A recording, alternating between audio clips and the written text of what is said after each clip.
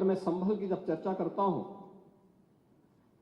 तो संभल में कैसे माहौल खराब किया गया वहां पे।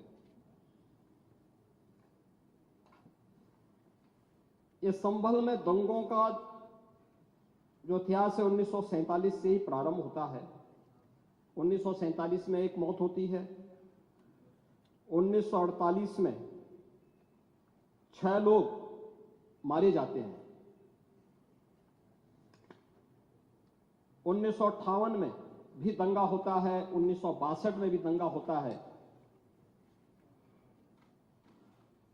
1976 में भी 5 लोगों की मौत वहां पर हुई थी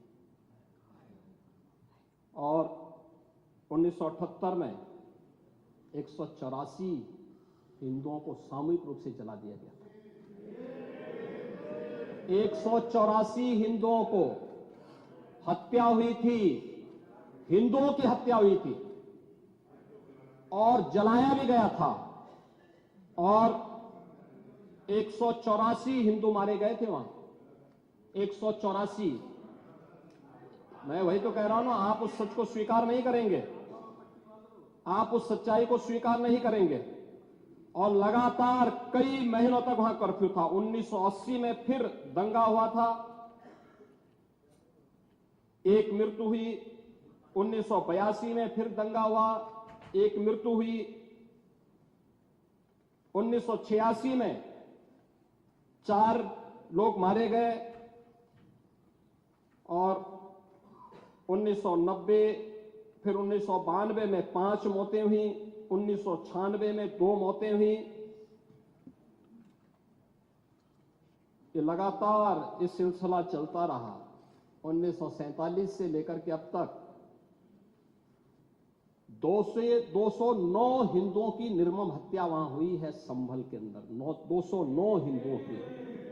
और एक भी बार किसी ने उन निर्दोष हिंदुओं के लिए कभी 2 शब्द नहीं कहे, उनके प्रति, उन परिवारों के प्रति संवेदना के शब्द नहीं कहे। महोदय, जो आज घड़ियाली आंसू बहा रहे हैं, ये लोग कभी भी उन निर्दोष हिंदुओं के बारे में कभी 2 शब्द नहीं कहे। वहां पर 1978 में जो दंगा हुआ था महोदय,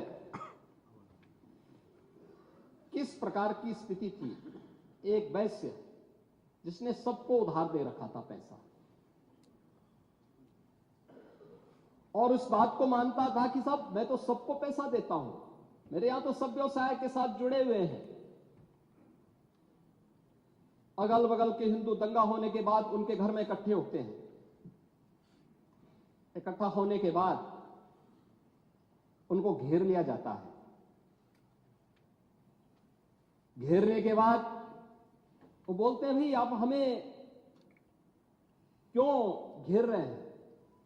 कहा जाता है, नहीं, क्योंकि तुम इन हाथों से पैसा मांगोगे, इसलिए उनके हाथ काटे जाते हैं, फिर उनके पैर काटे जाते हैं और फिर उनका गला रेंध करके हत्या होती है। ये लोग सौहार्द की बात करते हैं, शर्म नहीं आती इन लोगों को सौहार्द के बारे में चर्चा करने में।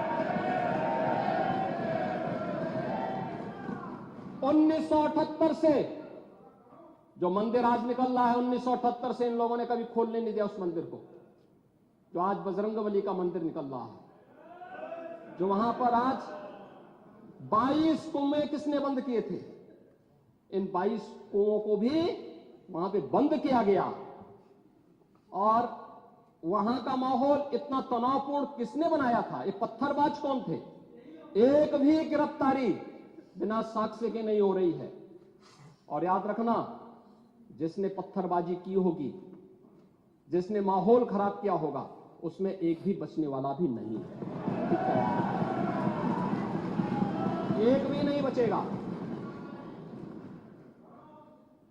हम माननीय उच्चतम न्यायालय के आदेश का पालन करते हैं, सम्मान भी करते हैं।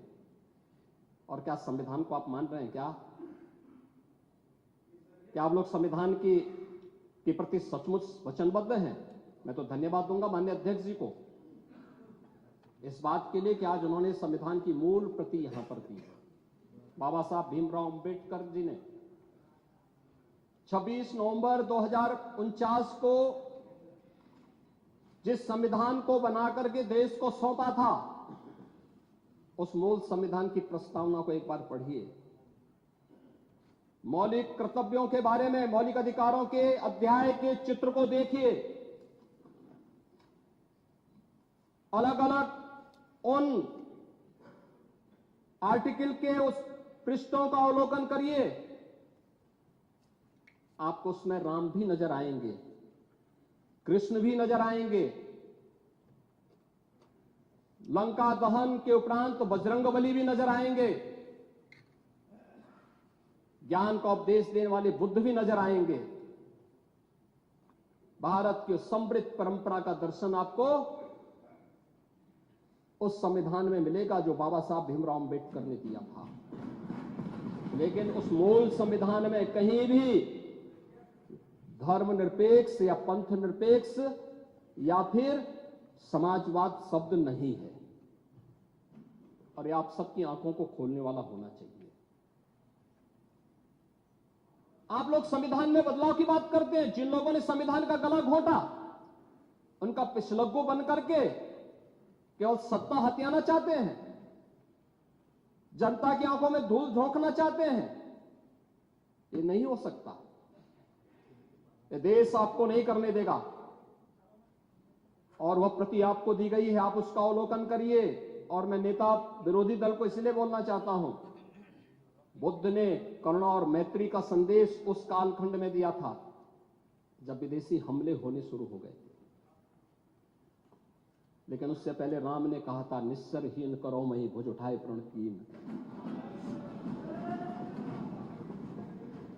उससे पहले भगवान कृष्ण ने भी कहा था, परित्राणाय साधूनाम विनाशाय च दुष्कृताम। और हम तो राम और कृष्ण को ही मानते हैं, बुद्ध पर विश्वास करते हैं, उन्हीं को आदर्श मान करके हम लोग कार्य करते हैं। शासन पद्धति एक भी इंच इधर उधर नहीं करते उसकी जगह। और इसीलिए मैं आपसे कहने के लिए आया हूं, संबल की घटना या कुंदरकी की जीत, जैसे ही आपके खटाखट की असलियत सामने आई, जनता ने कहा सपाचक। उपचुनाव में 9 में से 7 तो भारतीय जनता पार्टी और एनडीए गठबंधन जीता है। और यही नहीं, सीसामऊ और करहल, याद करिए 2022 में समाजवादी पार्टी ने करहल में 70,000 से लगभग 67,000 से जीती थी। इस बार वह मात्र 13-14,000 तक आ गई है। वो भी चच्चू थोड़ा वहां पे कृपा कर लिए, नहीं तो वहां भी सपाचट तय था। अगली बार होगा, अगली बार होगा चच्चू। अरे आप चिंता मत करिए, अगली बार, नहीं रहे, बहुत ज्यादा रहे, अगली बार